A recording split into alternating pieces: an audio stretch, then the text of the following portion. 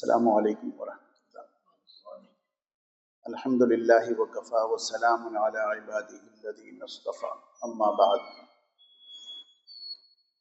قال النبی صلی اللہ علیہ وسلم: تابعوا بین الحج والعمرہ فإنہما ینفیان الفقر، او کما قال علیہ الصلاۃ والسلام۔ رب اشرح لی صدری ویسر لی امری واحلل عقدۃ من لسانی یفقہوا قولی، آمین۔ بزرگان محترم اور میرے دوستو،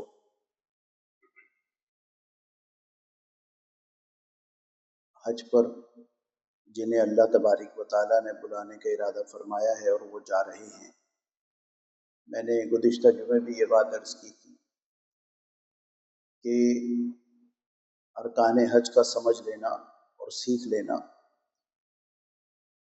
ضروری ہے، اور یہ سمجھ میں بھی آ جاتا ہے، لیکن اس سے کہیں زیادہ ضروری اس گھر میں جانے کے لیے، اس عبادت کو کرنے کے لیے دل میں کچھ چیزوں کی تعیین ضروری ہے، یعنی کچھ چیزوں کا تعین کرنا ضروری ہے۔ نماز ہے، ایک نماز میں خشوع و خضوع نہ رہی تو اللہ تعالیٰ کی ذات سے امید ہے کہ اللہ اگلی نماز میں خشوع و خضوع پیدا فرما دیں گے۔ ظہر میں طبیعت صحیح نہیں تھی، اچھے طریقے سے نماز ادا نہیں ہو سکی، تو عصر میں اچھے طریقے سے نماز ادا کرنے کی امید ہوتی ہے۔ رمضان میں ایک روزہ صحیح نہیں گزرا، 30 روزوں میں کوئی ایک روزہ ایسا ہوگا جس میں جو للہیت ہوگی، جس میں جو اللہ کے لیے ہوگا۔ اس سال نہیں، اللہ تعالیٰ توفیق دے، اگلے سال ہو جائے گا۔ زکوٰۃ میں اب کوئی اونچ نیچ ہو گئی یا دل کی وہ کیفیت نہیں تھی کہ اللہ کی راہ میں خرچ کر رہا ہوں، تو دل وسعت کے ساتھ خرچ کرنے والا بنائے تو اگلے سال اللہ تعالیٰ توفیق دے سکتے ہیں۔ لیکن یہ حج میرے دوستو ایسی عبادت ہے، یہ ایک دفعہ ہو جائے تو اب ساری زندگی جتنے حج کی توفیق اللہ دیں گے وہ فرض نہیں ہوگا، وہ نفل ہوگا۔ تو اس فرض کو ادا کرنے کے لیے جتنی محنت اور کوشش کرنی چاہیے، ہر عبادت کے لیے محنت کرنی چاہیے، لیکن حج کے لیے زیادہ کرنی چاہیے کہ اس کا موقع دوبارہ پتہ نہیں ملے نہ ملے۔ اس میں سب سے پہلے اپنے دل کی صفائی ہے، دل کے برتن کو صاف کرنا ہے۔ اللہ تعالیٰ کی معرفت داخل کرنے کے لیے دل کو بدگمانیوں سے پاک کرنا پڑے گا، نفرتوں سے پاک کرنا پڑے گا، ہر اس چیز سے پاک کرنا پڑے گا جو اللہ تعالیٰ کی ناراضی کا سبب بنتی ہے۔ یہ کوشش، یہ دعا، اور جب یہ برتن صاف ہو جائے، ریاضت کے صابن سے، استغفار کے لکوڈ سے جب یہ اچھے طریقے سے صاف ہو جائے، اب اس گھر میں جائیں، اور اس گھر میں جانے کے بعد پھر اب برتن کو بھرنا شروع کریں کہ یا اللہ، مجھے آپ سے معافی چاہیے، مجھے اچھا مستقبل چاہیے، مجھے مضبوط ایمان چاہیے۔ جتنی بھی دعائیں ہیں وہ سب۔ حضرت علی رضی اللہ تعالیٰ عنہ ایک مرتبہ آپ صلی اللہ علیہ وسلم کے ساتھ تھے، ایک مرتبہ کیا، حج کے موقع پہ ساتھ تھے۔ تو آپ نے پوچھا کہ مجھے بتائیے، منا کے بارے میں بتائیے، حج کے بارے میں بتائیے۔ آپ صلی اللہ علیہ وسلم نے فرمایا کہ حاجی جب اپنے گھر سے نکلتا ہے حج کی نیت سے، وہ جو قدم بھی اٹھاتا ہے اللہ تعالیٰ اس پر رحمت کی برسات فرماتے ہیں، اس کے درجات بلند کرتے ہیں۔ اور پھر جب حاجی احرام پہن لیتا ہے، حج کرنے والا احرام پہن لیتا ہے، تو ہر قدم کے بدلے میں اللہ ایک گناہ معاف کرتے ہیں، ایک نیکی میں اضافہ فرماتے ہیں۔ یہ کچھ کرے نہ کرے، یہ دو کام ہوتے رہتے ہیں۔ اور ایک نیکی کا میں اکثر و بیشتر عرض کرتا ہوں کہ ایک نیکی زمین و آسمان کے درمیان میں جو کچھ خزانے ہیں وہ سب ایک پلڑے میں رکھ دیے جائیں، اور ایک نیکی ایک پلڑے میں رکھ دی جائے، تو یہ نیکی بھاری ہو جائے گی ان تمام خزانوں سے۔ یہ نیکی کی قیمت ہے۔ اس کا اس وقت پتہ چلے گا جب وہاں پر آدمی ایک نیکی کے لیے پریشان ہوگا۔ روایات میں آیا ہے یہ ایک شخص ہوگا جس کے پاس ایک نیکی کی کمی ہوگی، گناہ اور نیکیاں سب بالکل برابر ہوں گی، ترازو برابر ہوں گے۔ اس سے کہا جائے گا کہ ایک نیکی لے کے آؤ، یہ مارا مارا پھرے گا، پوچھے گا۔ اس کے اپنے سگے خونی رشتے اس کو پہچاننے سے انکار کر دیں گے کہ نہیں، لیکن اسے کوئی شخص ایک نیکی دے دے گا، اور یہ پھر آئے گا اللہ کی بارگاہ میں کہ مجھے وہ ایک نیکی مل گئی۔ اللہ فرشتوں سے فرمائیں گے کہ اس سے پوچھو یہ ایک نیکی کہاں سے آئی ہے۔ کہا کہ یہ ایک نیکی مجھے فلاں آدمی نے دی ہے۔ اللہ کے علم میں ہوگا، لیکن پھر اللہ تعالیٰ پوچھیں گے کہ کیسے ملی؟ کہ یا اللہ میں ہر جگہ جا رہا تھا، مجھے سب نے دھتکار دیا، ایک شخص تھا، اس سے میں نے کہا مجھے ایک نیکی چاہیے، اس نے مجھ سے کہا کہ میرے پاس گناہوں کا انبار ہے، میرے پاس کل ایک نیکی ہے اور ہے ہی کچھ نہیں، ایک نیکی ہے، مجھے تو جہنم میں بہرحال جانا ہی ہے، یہ ایک نیکی میرا کیا کرے گی، لہٰذا میں یہ ایک نیکی تمہیں دیتا ہوں کیونکہ مجھے تو جانا ہی ہے جہنم میں۔ اللہ تعالیٰ فرمائیں گے اس شخص کو لے کے آؤ، اس کو بلایا جائے گا کہ تو نے یہ کیا؟ کہ ہاں یا اللہ میں نے یہ کیا۔ اللہ فرمائیں گے مجھ سے زیادہ نوازنے والا تو نہیں ہے، لہٰذا جا، کیونکہ تو نے صلہ رحمی کی، اپنی ایک نیکی بھی دے دی تو نے، جو تیرے پاس کل اثاثہ تھا وہ بھی دے دیا تو نے، لہٰذا اس کی وجہ سے تم بھی جنت میں جاؤ اور یہ شخص بھی جنت میں جائے۔ اللہ دونوں کا معاملہ صحیح فرما دیں گے۔ تو نیکی کی یہ قیمت ہے میرے دوستو، ایک نیکی میں اضافہ حج کے ایک قدم پہ، اور ایک گناہ کی معافی۔ اب حج ایسے کریں، آپ صلی اللہ علیہ وسلم نے حج کے لیے جہاں سے احرام باندھا جاتا ہے یا عمرے کے لیے، اس میقات کا تعین فرمایا۔ ایک شخص ہیں حاتم بن عروہ بن عدی رحمۃ اللہ علیہ، یہ صرف ایک بات پر، یہ یہودی تھے، ایک بات پر ایمان لے کے آئے۔ انہوں نے پوچھا کہ یہ یہاں سے کون لوگ جاتے ہیں جو احرام میں ملبوس ہوتے ہیں اس جگہ پر آ کے؟ وہ جگہ ذوالحلیفہ ہے، مدینہ منورہ کی میقات، کہ یہاں سے وہ لوگ جاتے ہیں جو عمرے کا یا حج کی نیت کرتے ہیں۔ کہ آپ صلی اللہ علیہ وسلم نے یہاں سے احرام باندھا تھا؟ کہ ہاں، اس کے علم میں تھا یہ جو دوسرے مذہب کے ہوتے ہیں یہ پڑھائی کرتے ہیں، محنت کرتے ہیں، اسی لیے ان کو رام کرنا بڑا آسان ہوتا ہے۔ بعض اوقات بعض اللہ والوں کی ایک ایک بات سے یہ لوگ ایمان لے آتے ہیں۔ تو اس ابن عدی رحمۃ اللہ علیہ نے یہ خیال کیا کہ یہ سچے نبی ہیں، اگر ان کا اپنا، جیسا کہ ان کے قبیلے میں یہ بات مشہور تھی کہ انہوں نے خود گھڑ لیا یہ مذہب، اگر یہ مذہب خود کا بنایا ہوا ہوتا تو رسول اللہ صلی اللہ علیہ وسلم اپنے لیے آسانی تلاش کرتے، آسانی فرماتے اور بالکل مکہ کے قریب پہنچ کے احرام باندھتے۔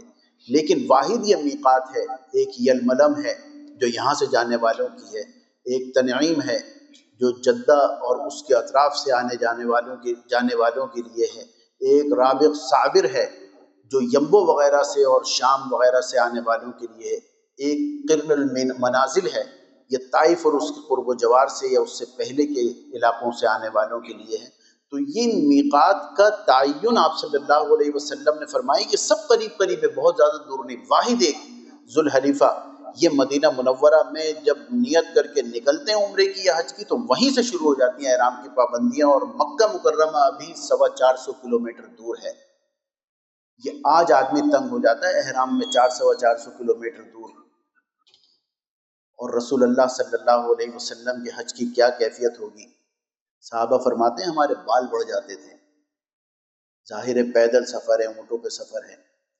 تو آپ صلی اللہ علیہ وسلم نے قران حج فرمایا، 3 قسمیں فرمائی ہیں، ایک تمتع جو ان ایام الحج یعنی شوال ذیقعد میں احرام باندھ کے عمرہ کرے اور احرام کی پابندی سے نکل جائے، دوسری قسم ہے افراد، یہ صرف حج کا احرام باندھتے ہیں اور یہ حج کرتے ہیں، ان پہ پہلے عمرہ نہیں ہے اور ان پر دم شکر یعنی قربانی بھی واجب نہیں ہے۔ قران ایک ایسا حج ہے جو ایک عمرے کے لیے باندھا گیا اور اب حج تک وہ نہیں کھولیں گے. رسول اللہ صلی اللہ علیہ وسلم کے لیے اللہ نے یہ والا حج منتخب فرمایا. سوچے ذرا میرے دوستو کیا محنت کی ہوگی یہ ہمیں بتانے کے لیے کہ بعد میں کوئی یہ نہ کہے کہ ان کے لیے تو بڑی آسانیاں تھیں. بہرحال یہ ایک ایسی عبادت ہے اس کے لیے جن کو جانے کا اللہ نے یہ سعادت عطا فرمائی وہ بڑی تیاری کر کے جائیں. میں نے عرض کیا کہ فرض عبادتوں میں یہ ایسی عبادت ہے جو زندگی میں ایک بار ہے، اور زندگی میں ایک بار ہونے کی وجہ سے اس میں ریا بھی زیادہ ہے. ہم میں یہاں جتنے بھی لوگ ہیں کوئی اگر ریا کرے تو وہ کیسے کرے، کیونکہ برابر والا بھی نماز پڑھ رہا ہے تو ہم بھی نماز پڑھ رہے ہیں، کوئی کمال نہیں ہے. روزے سب رکھ رہے ہیں ہم بھی رکھ رہے ہیں، تو عام طور پہ ریا اتنی آتی نہیں ہے. لیکن حاجی یہ سوچتا ہے کہ اس پورے علاقے میں پورے خاندان میں 2 یا 4 سے آپ کو خبریں ملے گی کہ فلاں شخص حج پہ جا رہا ہے. پورے خاندان کو اگر آپ دیکھیں تو 2-4 لوگ جا رہے ہوں گے. تو اب اس میں اندر کتنا شیطان ہوا بھر دے گا کہ میں حج پہ جا رہا ہوں، دیکھو فلاں فلاں بھی ہیں، اور فلاں تو اتنے پیسے والے ہیں. پھر وہ یہ باتیں کرتے ہوئے بھی نظر آتے ہیں کہ یہ تو جی توفیق کی بات ہے، اس کو دیکھو اتنے پیسے ہیں، ہر سال گاڑیاں بھی بدلتے ہیں، گھر بھی بدل رہے ہیں، یہ بھی کر رہے ہیں، لیکن ان کو حج پہ نہیں جانا، میں جا رہا ہوں حج پہ. یہ ہے ریا. اس سے بھی باہر نکلنے کی ضرورت ہے کہ یہ اللہ کی نیری اللہ کی توفیق ہے. حج پہ جانے کی اللہ تعالیٰ اگر کبھی سعادت عطا فرمائیں تو آپ دیکھیں گے کہ بہت کم لوگ ایسے ہوں گے جو بڑی حیثیت والے ہوں گے، ورنہ عام طور پہ عام آدمی ہوتا ہے، اس سے پوچھے کیسے آ گئے، بھائی مجھے پتہ نہیں چلا کیسے آ گئے، بس یوں ہوا ایسے ہوا ویسے ہوا اور میں آ گیا. میں نے پہلے بھی شاید یہ عرض کیا تھا، ہم نے اپنے والد صاحب سے سنا کہ یہاں پہ ایک خاتون وزیر اعظم تھی اس ملک کی، ان کے والد کی کہیں پر گاڑی صحیح ہونے جایا کرتی تھی. تو جب یہ پرائم منسٹر بنی تو انہیں خیال آیا کہ میرے والد کی گاڑی کہیں صحیح ہونے جاتی تھی، پتہ نہیں ان ڈینٹر پینٹر کا کیا حال ہوگا. اچھا، یہ جہاں گاڑی صحیح ہونی جاتی تھی وہ اس زمانے میں نوجوان ہوگا، اب یہ کافی عمر کے ہو گئے، اور ہر سال یہ کہتے تھے میں حج پہ جا رہا ہوں، لیکن حج پہ نہیں جانا ہوتا تھا. طلب تھی، تڑپ تھی. اللہ نے ایک عام ڈینٹر کی خواہش کو ملک کی سربراہ سے پورا کروایا. یہ ہے سن لے اے دوست جب ایام بھلے آتے ہیں، گھات ملنے کی وہ خود آپ ہی بتلاتے ہیں. پھر اللہ تعالیٰ بتاتے ہیں کہ کیسے کام ہوں گے. بہرحال اس نے بلوایا انہیں اور پوچھا کہ تم مجھے جانتے ہو؟ اس طرح ظاہر ہے کون نہیں جانتا ہوگا کہ ابا کی گاڑی وہاں صحیح ہوتی تھی. کہنے جی جی بالکل، یہ تو ہم نے اپنے بڑوں سے بھی سنا ہے. حج پہ جاؤ گے؟ اب اس شخص کے پیروں کے نیچے زمین نکل گئی کہ حج پہ، اور حج میں 2 دن باقی تھے. لیکن ان لوگوں کے لیے کیا مشکل تھا، بس اس نے کہا جی میں، اور 1 دن پہلے یہ شخص کہتا ہے کہ جب میں کہہ رہا تھا تو کسی نے کہا کہ 2 دن تو 3 دن تو رہ گئے، اب کیسے جائے گا تو حج پہ؟ میں نے کہا نہیں میں جاؤں گا. وہ ہر سال کہتا تھا. بس اس نے جیسی خواہش ظاہر کی کہ جی جی کیوں نہیں، تو وہ انہوں نے کہا بھائی اس کا انتظام کرو، اور اگلے دن صبح یہ جدہ میں تھے، عمرہ کرنے چلے گئے. واپس آئے تو لوگوں کو حیرانگی ہوئی کہ یہ کیسے ہوا. وہ یہ بھی پوچھ سکتی تھی کہ گھر کی ضرورت ہے، کیسے رہ رہے ہو، کسی اور چیز کی ضرورت ہے، میں کوئی کام کر سکتی ہوں کیونکہ ہمارے ابا کی گاڑی صحیح ہوتی تھی، کچھ نہیں، صرف حج کا کام.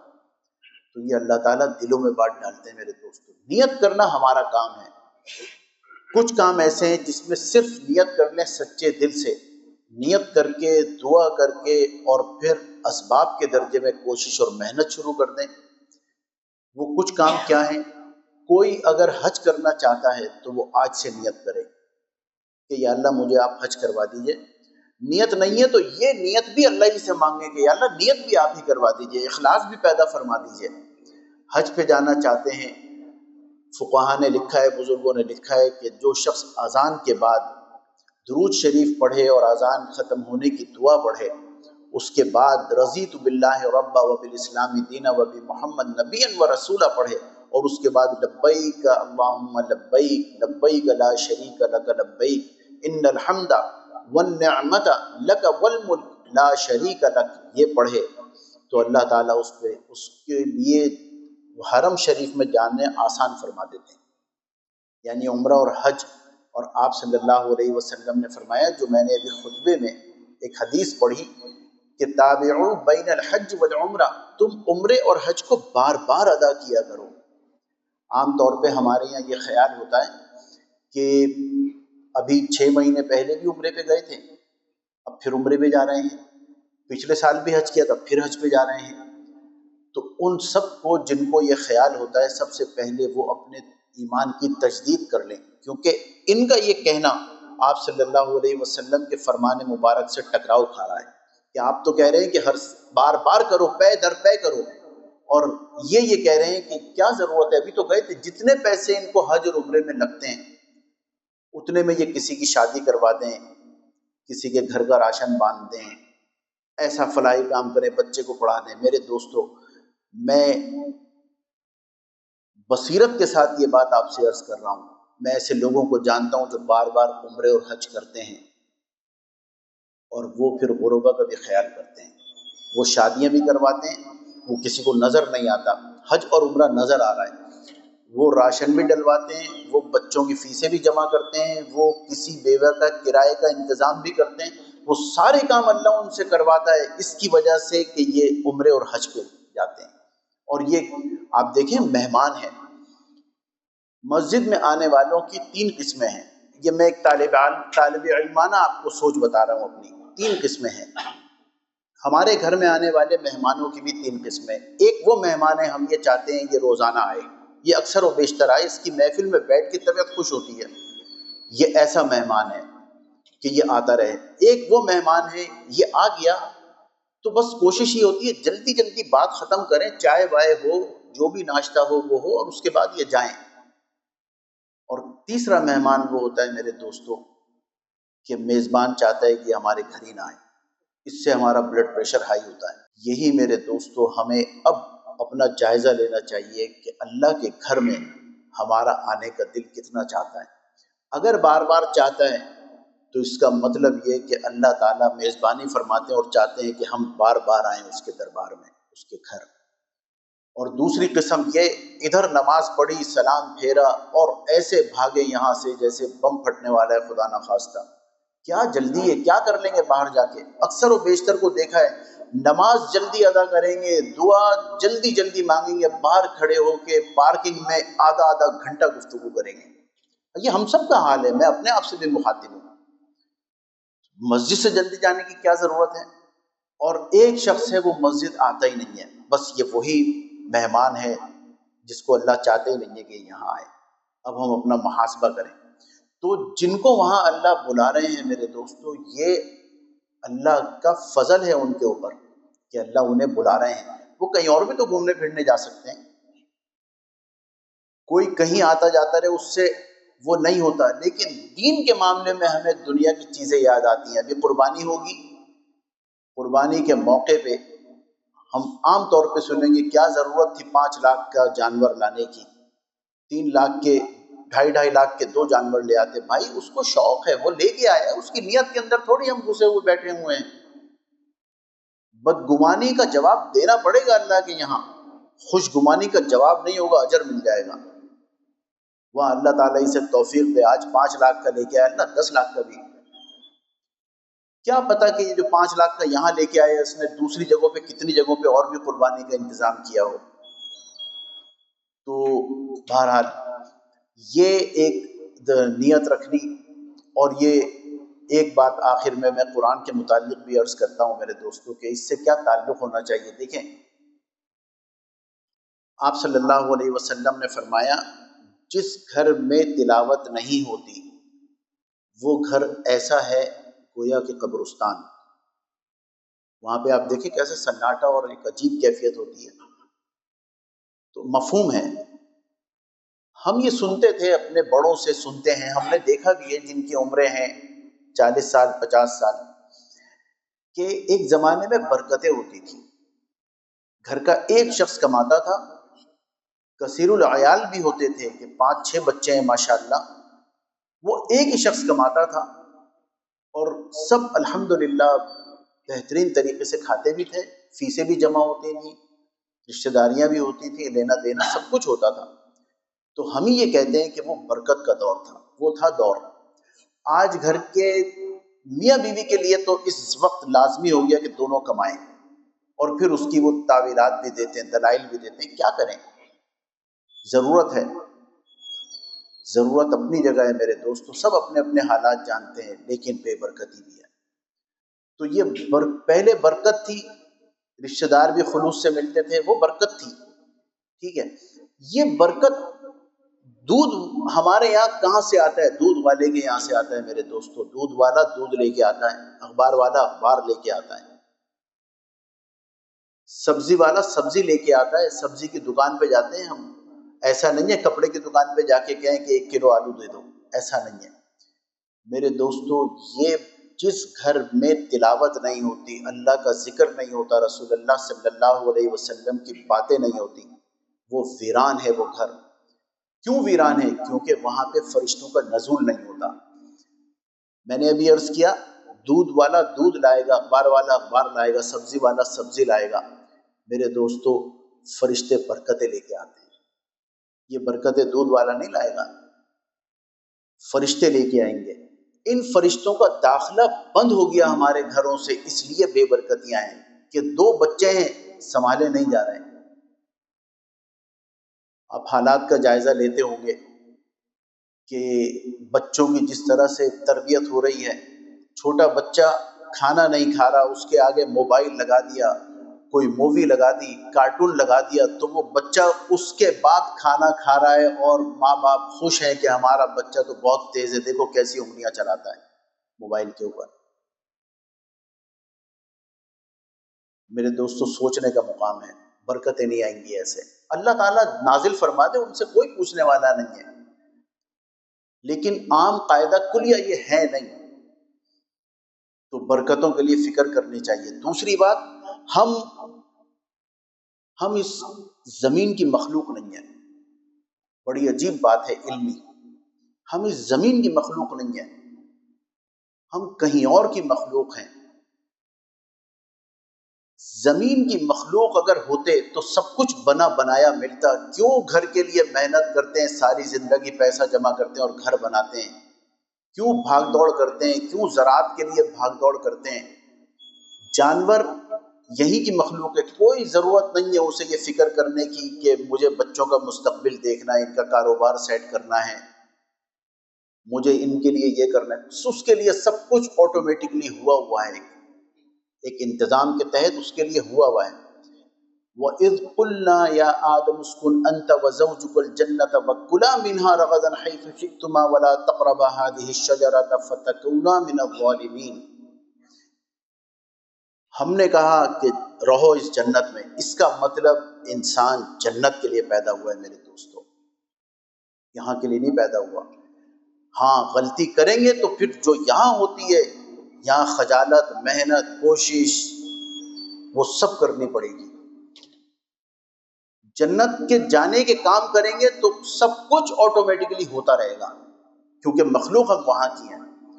اور پھر اللہ تعالیٰ نے ان دونوں کے اوپر بھی نہیں رکھا، اللہ نے کیا پردہ فرمایا ہے انسان کا، کتنی محبت کی ہے کہ سب کچھ اللہ نے شیطان کے اوپر کی، اس نے بہکا دیا، یہ بہکنے والے نہیں تھے۔ فَأَزَلَّهُمَا الشَّيْطَانُ عَنْهَا فَأَخْرَجَهُمَا مِمَّا كَانَا فِيهِ، یہ تو یہاں رہ رہے تھے، یہ تو ان کی جگہ تھی، مِمَّا كَانَا فِيهِ یہاں رہتے تھے، یہ جگہ ان کی تھی، لیکن اس نے شیطان نے بہکا دیا، نکال دیا۔ ہم وہاں کے ہیں، اب ہمیں وہیں جانا ہے دوبارہ انشاءاللہ، اس کے لیے محنت اور کوشش کرنی ہے۔ یہ ساری محنتیں، کوششیں، باتیں، اللہ کی باتیں، یہ دین ایسے نہیں پہنچا ہے۔ انیس رضی اللہ تعالیٰ عنہ حضرت ابو ذر غفاری رضی اللہ تعالیٰ عنہ کے بھائی تھے، یہودی تھے، اور آپ صلی اللہ علیہ وسلم سے نفرت کیا کرتے تھے، جیسا کہ اور مشرکین اسلام لانے سے پہلے نفرت کرتے تھے۔